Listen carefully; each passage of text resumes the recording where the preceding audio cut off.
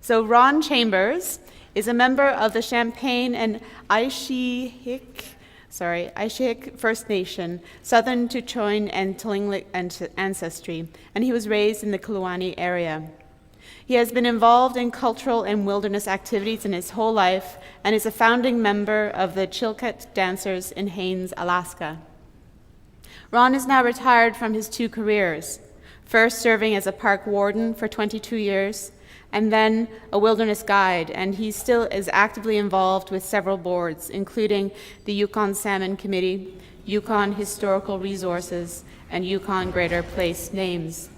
In addition to this, Ron is a carver and traditional dancer. And critical to our connection, he is the owner of 4 canoes. Please help me welcome Ron Chambers to the stage.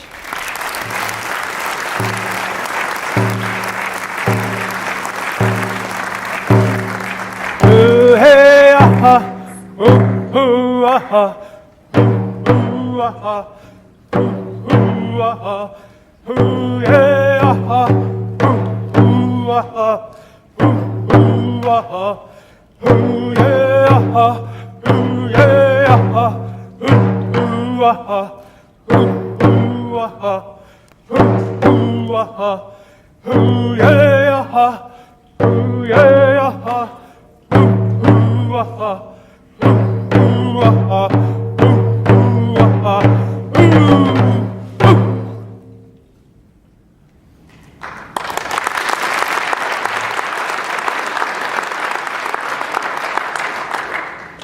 Goodness cheese. Thank you. It's like goodness cheese. Goodness cheese. That's Tlingit. Interior way they say machichao. But in our area we have 2 language groups, Southern Shoshone, Northern Shoshone, actually 3, and the very old elders in our community speak Tlingit. Tlingit is the totem pole people. What I'm representing part here is both 2 parts of my heritage. I'm part Tlingit and I'm part Southern Shoshone. So I'm wearing my culture. Drum is the culture. And the design on my drum is Tsirki, the raven. Some of the people in the north call it crow. Tsirki is what we say in our language. As you all should know, this is our creator, Tsirki. When he opened his mouth, the sun shone. That's where the sun came from. When I made this drum, the original drum, I was asked by the commissioner of the Yukon Territory at the time, Piers McDonald, a few years ago, if I'd make a drum for the opening and closing of the Circumpolar Conference that goes north of 60 all over the world. And I thought, okay, I thought that this would be an appropriate design for a drum for an organization like that that's looking out for the interests of the north of 60 in our home, in our country. So I made the design of Tsirki, but I didn't quite feel that his mouth should be as open as many designs you might see along the west coast. When you see some of the older designs, Tsirki's mouth is wide open and the sun is shining out. So my design was, he's got it closed a bit. And if we don't take care of our environment and our home, Tsirki may close his mouth altogether. That's the message of the drum. And that's the message that those people have with Circumpolar. And they open and close their sessions with the drum. This drum is a gift to my daughter. She is the Tsirki of my family. My wife would be Tsirki. I'm Wolf, a guy. That's my side. My lineage comes from my mother, which is very much in contrast of our history for the last few generations. But that's where I get my heritage from, is my mother's side of the family. So my headdress, this is more Tlingit style. It has an eagle, which is one of the sub-clans of the Wolf Akai clan. I'm also a member of the Kilauea clan on the coast. I live a couple of 100 kilometers from Alaska coast. My grandmother on my mother's side was Tlingit, and her father was a chief of the Chilkoot during the gold rush. My grandmother on my father's side is Southern Shoshone, and her father was chief of the village she was from. So I'm wearing my culture, and this is what another member of our people would see if they see me in my regalia. They would look at this, they would know something about me already, just by what I'm wearing. I have a moose hide jacket, hand tan smoked, from a lady named Gertie Tom from Carmax in the Yukon, on the Yukon River. And this is a trade item, which would have been traded for, was highly valued by the people on the coast especially, because they couldn't get this dry tan moose hides from the coast like we had. Furs was our big trading item with the Tlingit, who traded later on with the Russians.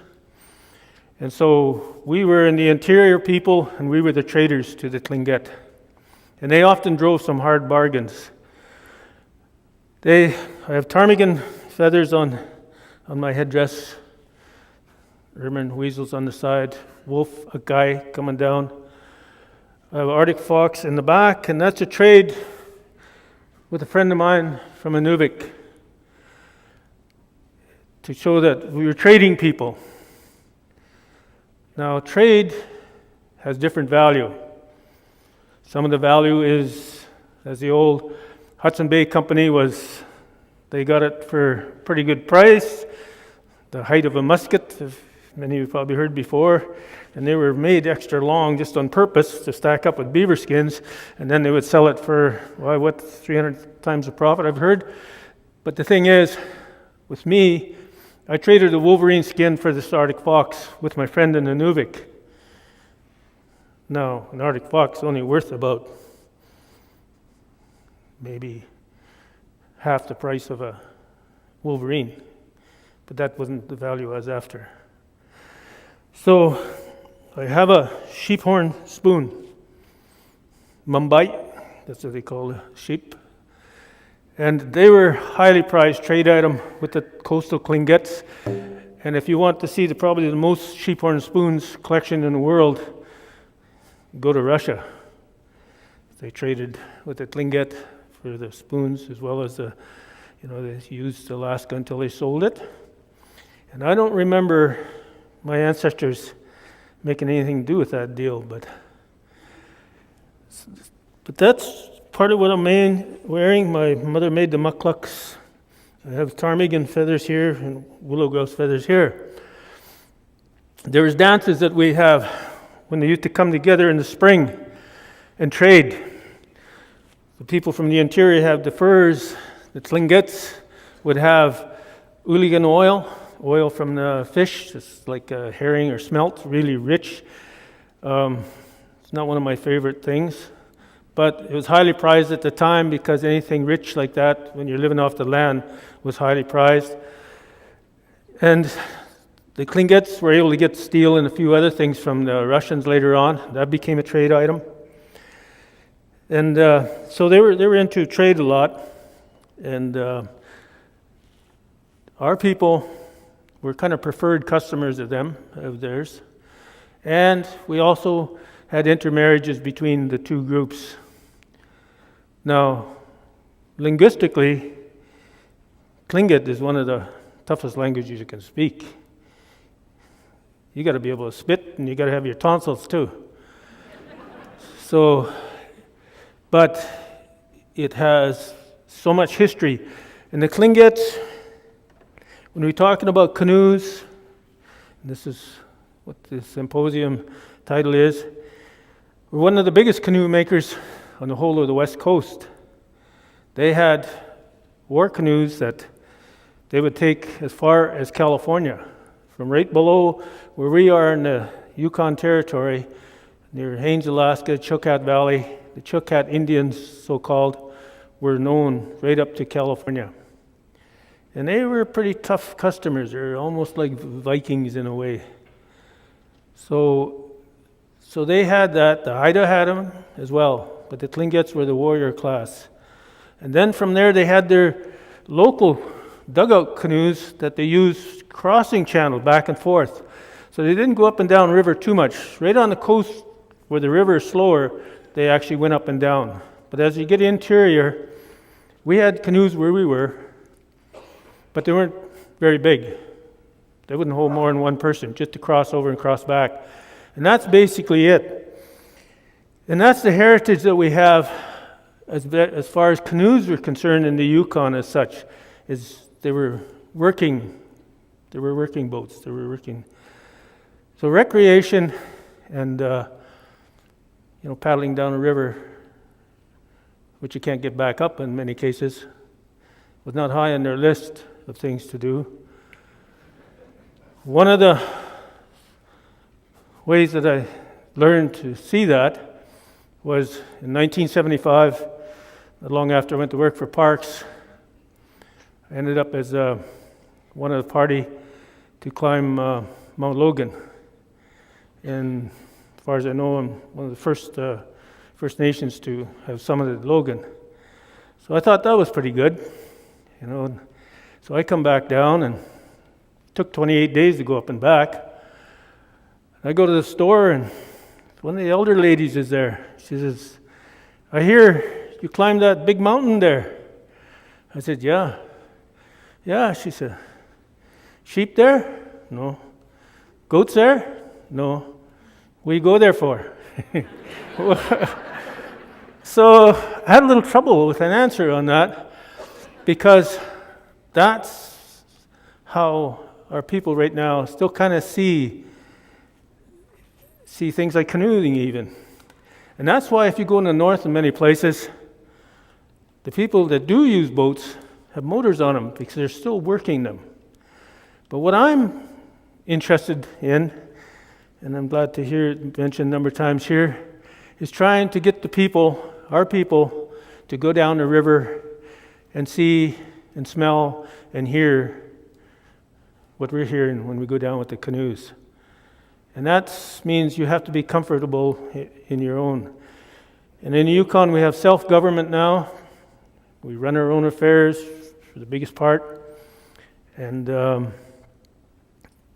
comfort zone is starting to build. And our young people are starting to get more involved. So hopefully we can get them out into the rivers and streams, which we have a lot of. In the summertime, there's a regalia in the Yukon, on the Yukon River, and hundreds of boats go to Dawson on it. But those guys are paddling their heads off. And I'm pretty sure the guys standing on the bank are wondering what they go there for. And so there is that perspective. And that's the part where I'm trying to say to my own people, we got safety products now to help in case we have problems. I was always told, even though I was raised on a river, got our water from it every day.